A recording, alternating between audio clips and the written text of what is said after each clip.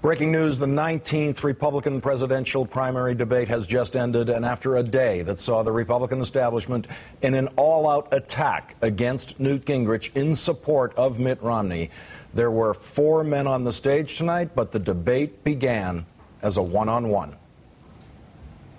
Fannie Mae and Freddie Mac were a big part of why we have the housing crisis in the nation that we have. And we've had this discussion before. Speaker Gingrich was hired by Freddie Mac to promote them, to influence other people throughout Washington, encouraging them to not to dismantle these two entities. I think that was an enormous mistake.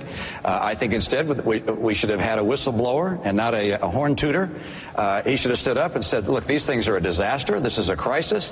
He should have been anxiously telling the American people that these entities were causing a housing bubble that would cause a collapse that we've seen here in Florida and around the country. And are they a problem today? Absolutely. They're offering mortgages, again, to people who can't possibly repay them. We're creating another housing bubble, which will hurt the American people. The right course for our housing industry is to get people back to work so they can buy homes again. The governor has cheerfully been attacking me inaccurately, and he knows it. The contracts we released from Freddie Mac said I would do no consulting, wrote in, no lobbying, none. But there's a more interesting story. We began digging in after Monday night because, frankly, I'd had about enough of this. We discovered, to our shock, Governor Romney owns shares of both Fannie Mae and Freddie Mac.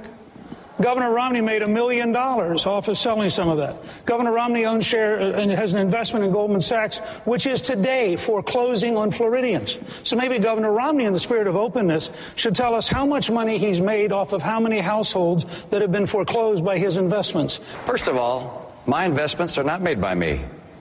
My investments for the last 10 years have been in a blind trust, managed by a trustee.